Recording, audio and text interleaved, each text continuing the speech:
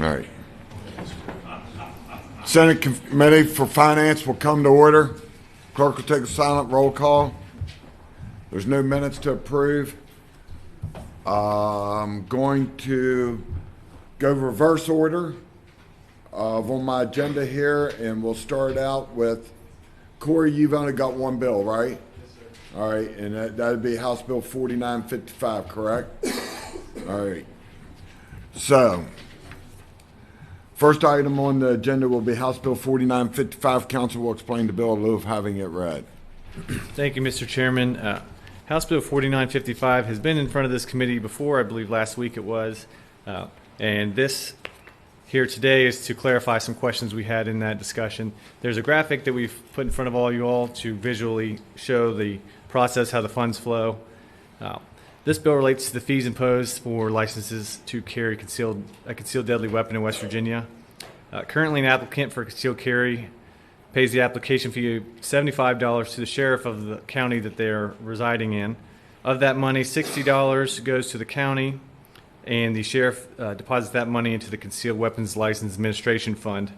That money is used for any costs associated with issuing the concealed weapon license, and the surplus is used for any other permitted law enforcement purpose. Currently, $15 of that fee goes to the Courthouse Facilities Improvement Fund. The sheriff is tasked with conducting criminal background checks as part of the vetting process for issuing permits. If an applicant is approved and the license will be issued, then the applicant must also pay a separate $25 fee to the sheriff of the county, who then forwards that fee to the state police. The state police is tasked with keeping a registry of all the licenses throughout the state and issuing uniform license cards for applicants who are successful in obtaining the permit. What this bill would do is reduce the amount of the fee from $75 to $25 for regular applicants, and for provisional applicants from $25 to $15. It would also eliminate the deposits to the Courthouse Facilities Improvement Fund. Again, Senate Bill 8 that went over to the House was amended into this bill since it touched the same sections of code, and that bill exempted honorably discharged veterans of the U.S. Armed Forces from paying the concealed carry license fees, and that is also contained in this bill. This bill is single reference to this committee, and it passed the House of Delegates on a vote of 98-0 to 2. I'm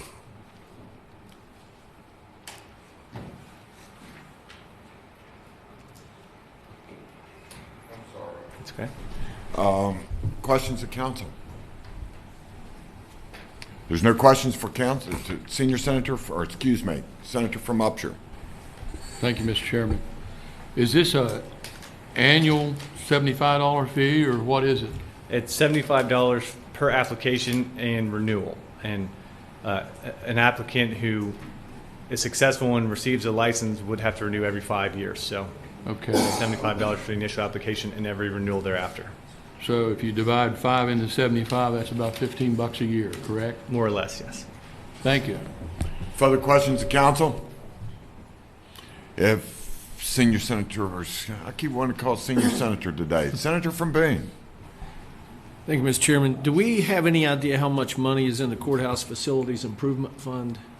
We do. Our budget analyst here on staff pulled the numbers for me for the last 5 fiscal years, and that number has varied very little. There was $4.2 million, just over $4.26 million in the fiscal year 2015. And as of fiscal year 2019, there were $4.4 million in the fund. Okay. So whatever they're bringing in with that $15 a year, they're spending it. So again, probably not a whole lot of money coming out of that courthouse facilities. Do you have any idea how much is coming out per year? Per year, it fluctuates from 2015. It fluctuated about $80,000 from 16 to 17 was about $30,000. 17 to 18, less than 100, and about 150 from 18 to 19. So in the $100,000 to $200,000 range. Thank you, Mr. Chairman. Further questions of council? Senator from Upshur again. Thank you. That $4.2 million, does that all come from this $15 from each license, or is that from other monies that they've collected? I don't know all of the sources of the funding of that fund. It may be funded from other sources as well as that $15, but that 4.2 million is as far back as 5 years ago. It's been steady at that level. Okay, thank you. Further questions of council? Senior Senator from the 17th. Thank you, Mr. Chairman. Not necessarily a question to council. I know last time when we discussed this bill, we were looking for some input from the sheriffs. I know there's at least one sheriff here that maybe he can shed some light on this and how they use the money that they get from this fee. Okay. Leave the committee. Somebody from the sheriffs would like to come up for questions from the Senior Senator from the 17th. And Mr. Chairman, as I recall from our last meeting to the Senator from Upshur, there are several other different filing fees and different things that bring money into the Courthouse Improvement Fund. As I recall, the director said that this raised maybe about $300,000 a year out of $2 million that they receive. I think that's right. That was the testimony. Is she here? She is. Then before we bring the sheriffs up, let's get her up and get that part of it cleared up again. Because I'm starting to question a little bit of the math myself on that. So, welcome. State your name, who you're with again. The Senior Senator from the 17th. You have the floor for questions. Melissa Smith, Executive Director of the Courthouse Facilities Improvement Authority. Melissa, those figures that our analyst provided, are those consistent with what you believe as well? I'm not sure. I was confused about what he said our annual expenditure was.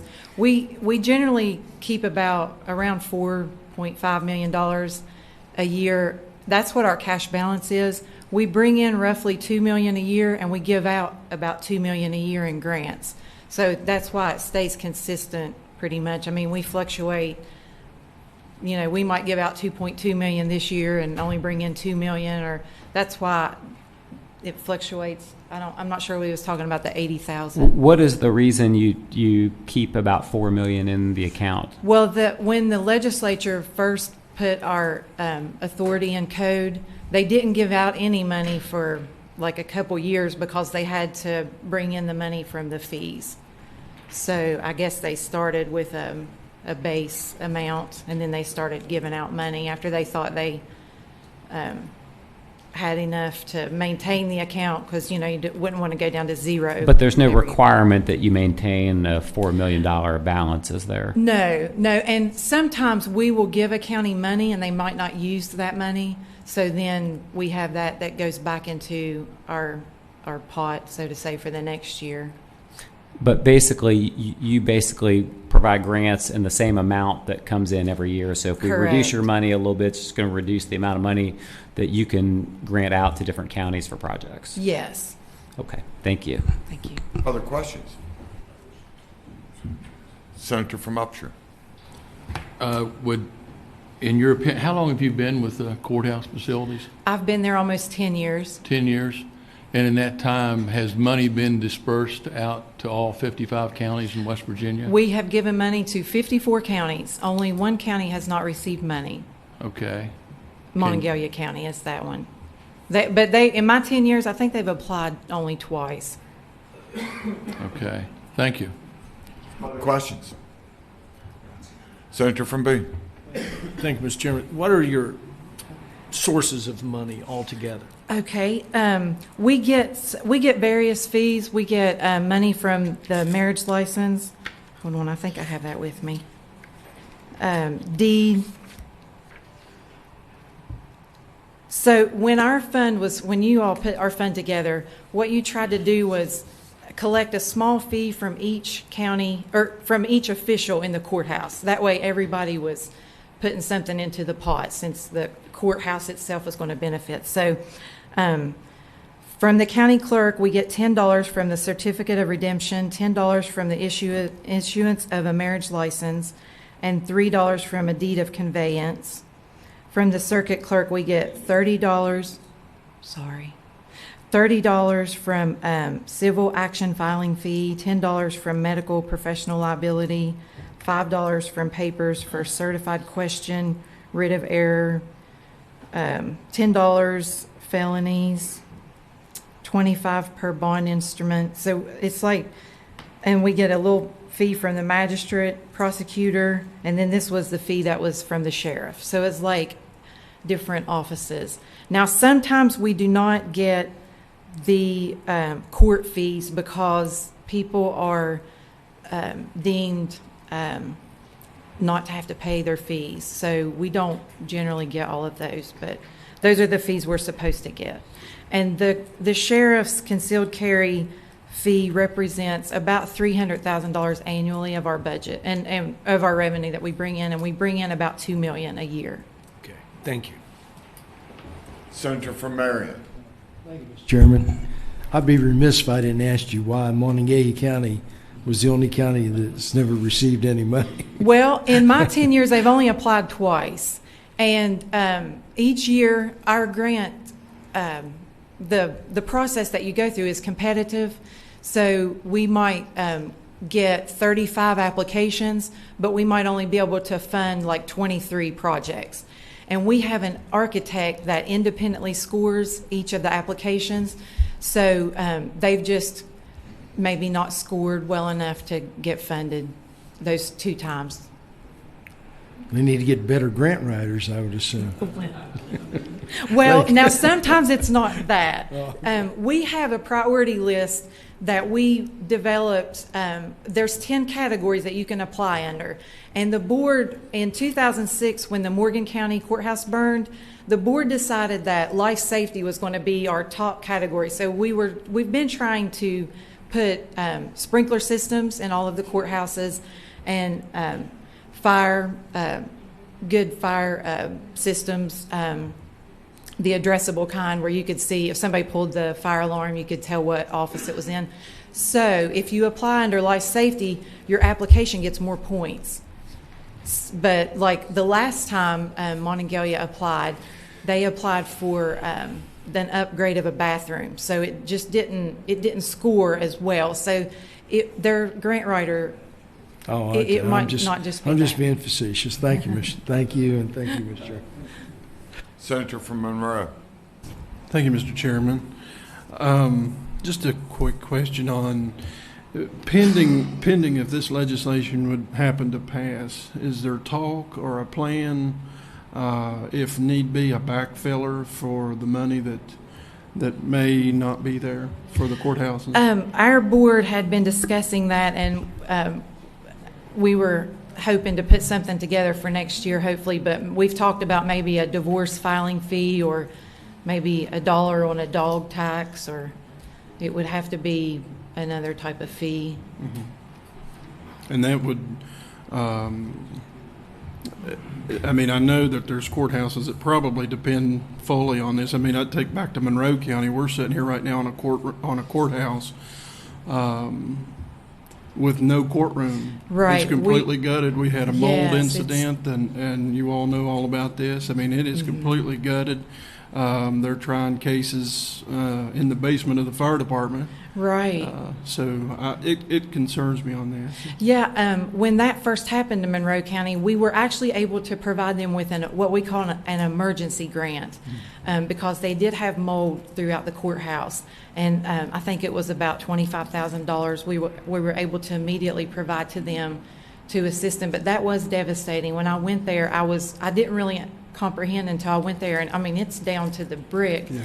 But we are putting insulation in the attic this year of the courtroom, trying to start up there and then hopefully build down from there. But and some new windows in the back this year.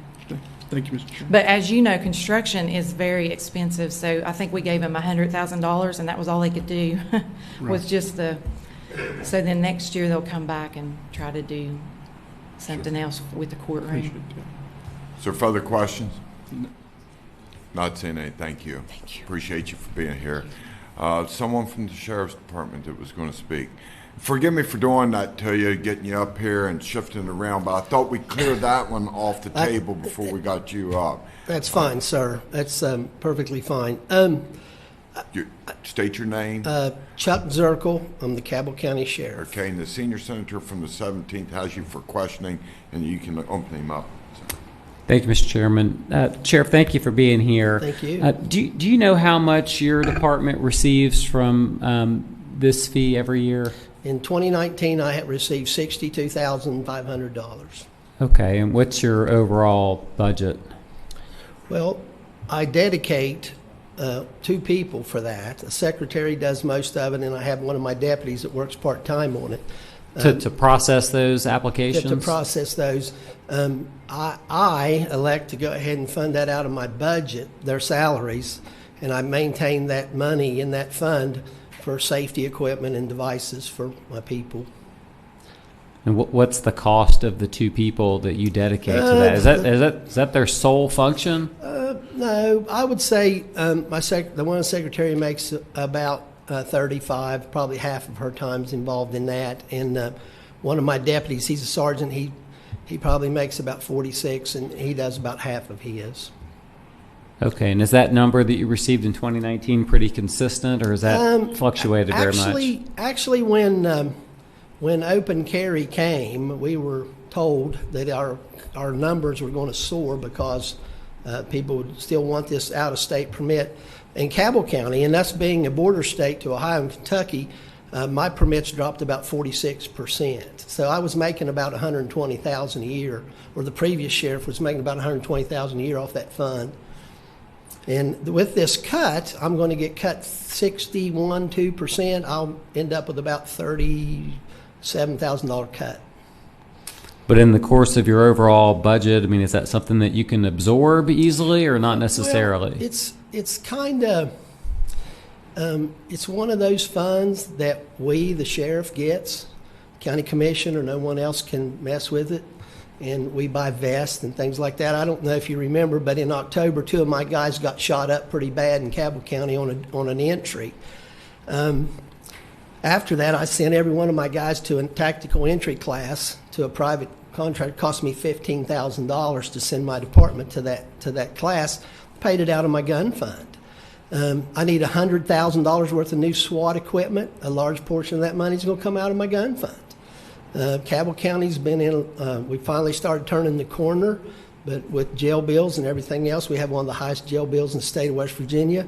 Things have been tough in Cabell County. So that money buys my people safety equipment, vests, equipment, training, cars, things that I need for them to go home at night. Do you have any other sources of revenue that you have that kind of discretion over? Is this pretty much the only fund that you have? Well, the asset forfeiture fund with the drugs, but it's more confined to drug investigations and to maintain our drug task force. And how much does that usually generate for you? Well, it all depends on how many people we arrest. And in Huntington, things are good sometimes, but a lot of them don't have any money anymore. We got a lot of drug dealers that carry guns. So that's not a consistent source? No, sir, it's not. And can I speak just a little bit about what we do? Sure. Because I think there's a misnomer a little bit. You know, you pay your $100, we start the process. We fill out the application, and my guy starts the background. It's not just a background. It's not a III and CIB background. We have to drill into these people's mental hygiene files, their domestic violence files. So it's like a triple-edged thing that we drill into to make sure that these people are fit to carry this. I don't know if you noticed, but Virginia downgraded like 20 states a while back because they weren't performing the proper background checks for concealed carry in their state. West Virginia was not one of those states. So once we do the background, we have to take the photograph. He said the state police issues the card. They do not issue the card. I issued the card, and that machine cost me $5,000. To replace the machine, I have to buy the expendables, the cards, the ribbons, and everything else to keep that going. So it's a very complex, and we take it very serious. And then if someone in Cabell County violates DVP, mental hygiene, guess who goes out and gets their card? You want to take a guess? Us. We go after it because they don't deserve to have that card anymore, so we're charged to go get it. Mm-hmm. Okay. Well, thank you very much for your testimony. Thank you for your service. I do greatly appreciate it. I just, one last thing. You know, this is all these groups and all these people say they support law enforcement. To vote against cutting this money that we use to save police officers' lives, it's really something you need to think about. And ironically, I got my NRA dues last night, and I opened it up. I got a free knife if I renewed, and $30. So I Googled, does anyone know how much the president of the NRA makes a year? $5.1 million. All right, I'm not going to allow All right. Thank you. attacking the other side of it. Hey, wait a minute. Come back to the podium. There's people that's got questions. Oh, okay. Thank you. I thought it was done. I'm sorry. Senator from Upshur. Thank you, Mr. Chairman. So if this money would go away, where would you find the money in your budget, or, I mean, to buy vests, to keep these officers properly equipped and et cetera? Just have to maybe not buy a car. I don't know. We'd have to find things from other ways to make that happen. I mean, it's just, it's only $37,000. I know you say that. It's only $37,000, but $37,000 buys a lot of safety equipment for people, for my people. I just want them to go home at night, every night. They deserve to go home. Thank you. Junior Senator from the 4th. Oh, thank you. Sorry. Thank you, Sheriff Zirkle, for being here.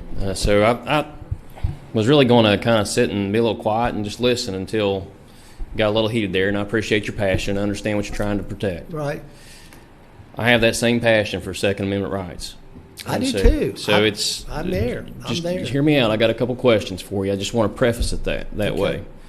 Also got a passion for law enforcement. So there's a bit of a conflict because we have law enforcement up here, and then we also have a Second Amendment issue. Right. There's also something you said that made me want to question further about the funding. You said the county commission has funds that goes to the sheriff's department? My budget. That goes to your budget. Sure. How much of those is discretionary within the sheriff's office?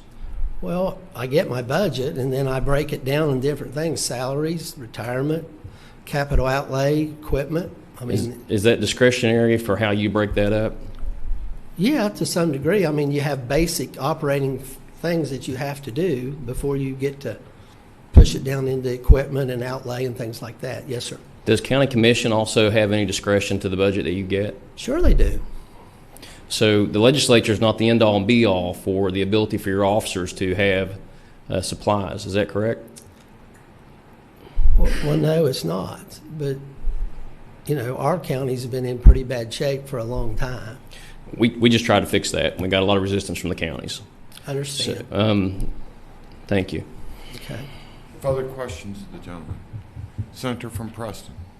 Thank you, Mr. Chairman. Thanks again for being here. Thank you. I remember we had a lot of controversy some years ago. Was it 2017? I don't remember. There was I wasn't the sheriff then, but I Yeah. remember that. Yes, sir. Yeah, it seems to me that was the year that we had the constitutional carry bill that was going through, and I think people you're were right, very sir. concerned about the loss of funding over that. Did you see a significant loss in funding at the time that took place? Well, I know from past records that when constitutional carry went in, we dropped about 40-some% in our permits. Yeah, probably that's expected because some people maybe didn't need to go out of state. Well, and I think other counties sustained a greater loss, but Cabell, we're bordered by Ohio and Kentucky, and in a matter of 15 minutes you can be in 2 states. So the people in Cabell County tend to have a permit just for self-preservation in case they wander into another state without a permit. Yeah, I know some states have reciprocity, and like Pennsylvania, I live up near the Pennsylvania border. Right. And, of course, I had my permit in West Virginia first. And then Pennsylvania at that time didn't have reciprocity with West Virginia, but I was able to get a permit there pretty quickly. Right. And I recall that when, of course, I had to take a class and Yes, had sir. to do different things, fill out some paperwork and write a check, and it was $100 more for the whole thing if I don't count the cost of the class. But when I went to Pennsylvania, I got the same permit for Pennsylvania, and it cost $20. Of course, they charged me $1 for the card. Yeah. It was $20 and then another $1 if I wanted the card laminated. I don't remember in Preston County. It seems to me like maybe they charged me for the card too. I can't recall now. It's been a few years. There may have been an additional small charge for that to have a laminated card. I'm sure that states with larger populations are, have a little bit more to absorb that and more funds. I don't know. Yeah, I know. I remember the concealed carry bill, although I can't remember which year it was. I think it was in 2017 because that was my bill. I was the lead sponsor on it when it went down to the governor's office and was vetoed the first time, and we weren't able to override it. But part of the testimony was that at the time the agency that was providing the concealed carry permits and the requirements for that had testified in our committee that it wasn't about the money, it was about the taking the class and getting the safety and making sure that people were qualified to safely handle a firearm. And in fact, I think it was said at that time that they would give them away as long as they had to. If you want to give them away, give the whole thing to the state police and let them do it. Well, that might not be a bad idea. Actually, I'm not sure why it was put in the county to begin with. But if you submit a set of fingerprints to the state police now for a background, it's about 3 or 4 months. So I'd say you'd have a hard luck getting a permit.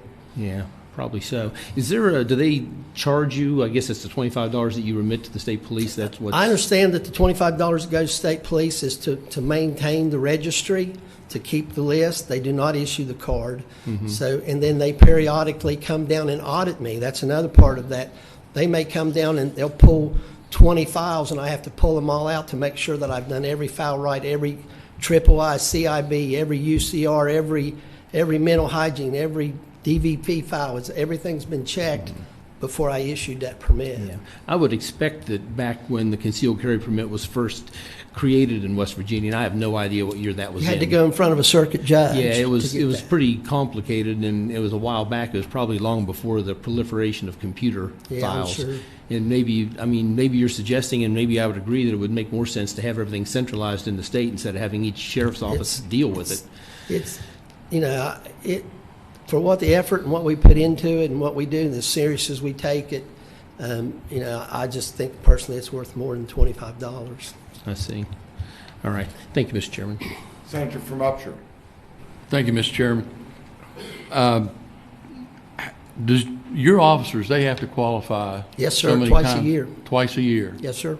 And then on the top of that, we probably shoot another 30,000 rounds in practice. Okay. And does that money come out of this fund? You betcha. Okay. So what caliber are you shooting? 9 millimeter. We went to 9 millimeter because the cost of 9 millimeter is basically about a third of what it is for 45. So it was an economic thing, and then plus the way that the 9 millimeter has changed. But yeah, it was part of that was economic, is why we went to 9 millimeter, sir. All right. Thank you. Other questions of the sheriff?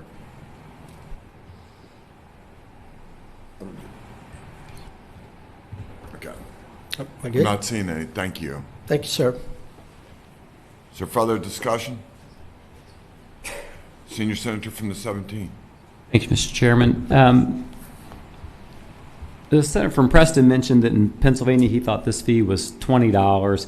I'd just be curious if there's anyone who could shed some light on what other states charge for this kind of fee, just so we have a better sense of whether we're in line or way out of line right now with this fee or what the new proposed fee would be. Is there anybody in the audience that can do that? Come on up. State your name, who you're with. Senior Senator from the 17th, you have the floor for the questioning. Good afternoon. I'm Art Tom. I represent the National Rifle Association here in the state of West Virginia. Art, do you know what our surrounding states charge? Yeah, I absolutely do. In Ohio, it's $67. In Virginia, it's $50. That's the max it can be, is $50. In Pennsylvania, it's $20. And then in Kentucky, it's $60. And then Maryland, I think. In Maryland, it's $75. Okay, and are those all for 5 years as well? Yes. Okay, thank you. Yes, sir. Other questions? Senator from Preston.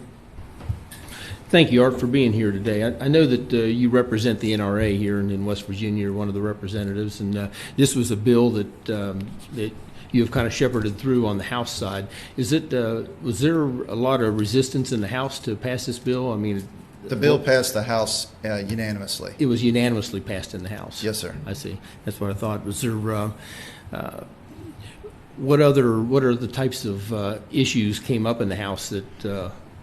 The only issue that came up in the House was a proposed amendment that would raise the fees back up again, looking for the sheriffs, and that was struck down significantly. Okay, that's been a pretty common theme here today in our committee to how the sheriff's association or the individual sheriffs of each county would perhaps lose that fund that they used for equipment or training or whatever was testified by the sheriff. I think it was Cabell County. Do you have any suggestions on maybe how that kind of funding could be recouped in the future? Absolutely. Last year, Delegate Howell proposed a non-resident permit. That's something that I've talked to Delegate Howell and other members of the House, and he plans to reintroduce that bill next year. The National Rifle Association and I believe the West Virginia Citizens Defense League, which is the state affiliate here in the state of West Virginia, plan to support that bill and that measure. And being that West Virginia has 30 border counties, I believe a significant increase would come from that, which would actually likely make them more money than what they're actually getting right now from the permits as it stands. No, I've never actually heard about that. I must have missed it last year. How does that work? Someone from another state could actually come in and get a West Virginia concealed carry permit? Absolutely. Currently, in states, I live over in the Eastern Panhandle in Martinsburg, and states like Maryland and potentially Virginia, the way that they're going now, those folks are getting Utah concealed carry permits. So they're applying to the state of Utah, going through their classes similar to the training classes that we have here, and their process, and then they're processed and they obtain a non-resident concealed carry permit that allows them to carry in I believe 34 or 36 states, which a non-resident permit here in West Virginia would do the same. And although people in the state of Maryland may not be able to carry in their home state, they would be able to enjoy reciprocity that West Virginia has that honors non-resident permits. Oh, interesting. Very good. Thank you. Thank you, Mr. Chairman. Senator from Upshur. Thank you, Mr. Chairman. Just to follow up on the Senator from Preston's comments about the concealed carry no permit, was that in 2017? It was in 2015. Okay. And then it was passed and the veto override in 2016. And the comments that were brought to light were absolute, and it's that they were made that it was not about the money, it was about safety, and indeed the quotes are, "We'll give the permit away for free," and I think thankfully, as West Virginia has moved forward from being a constitutional carry state, the people here have shown that safety was not an issue, and it's not going to be an issue. And obviously, the NRA appreciates the law-abiding gun owners here in West Virginia for keeping that on track. So what happened in the last 5 years? If it was not about the money in 2015, now it's about the money. That's not a question I can answer for you, sir. When we talked about it, and we said that the permit system was way out of line, especially compared to our border states. That's when it became about the money. And again, it's not something that I can answer for you. I can't answer for the budgets or their appropriations. Thank you, Mr. Tom. Yes, sir. Is there further questions? If not, I've got one little tiny question, Yes, sir. and I want some clarity on it, because I can't remember this for sure. Rodney Miller lobbied during that time period for who? Rodney Miller was at the time the president or the executive director. He's the executive director still at this very time. Oh, I couldn't hear you. The Sheriff's Association, the West Virginia Sheriff's Association. Sheriff's Association. Yes, sir. And Rodney Miller Voted yes for this bill. is a delegate that voted yes for this bill. Yes, Mr. Chairman. Because I specifically remember him telling me it wasn't about the money. Yes, sir. Okay, and so normally I don't ask questions, but that didn't come out in this meeting. And I was integral on dealing with the concealed carry permit. and I can remember that. But I couldn't remember for sure who's lobbying for it, so Yeah. I wanted to ask that. Yes, sir. So further questions of the presenter? If not, thank you. Thank you. So further discussion? No discussion? Amendments? No amendments? Recognize the Vice Chair for a motion. Mr. Chairman, I move that House Bill 4955 be reported to the full Senate with recommendation that it do pass. Question is on the motion that House Bill 4955 be reported to the full Senate with the recommendation that it do pass. All those in favor say aye. Aye. All those opposed, no. In the opinion of the chair, the ayes have it, and I declare the motion adopted. House Bill 4955 will be reported. Next item on the agenda will be House Bill 4647. Council will explain the bill in lieu of having it read.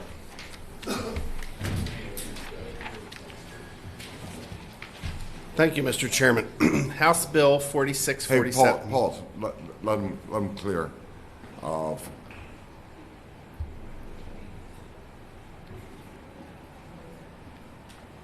Thank you. Proceed. The purpose of House Bill 4647 is to give a priority preference in the bidding process for existing video lottery license holders.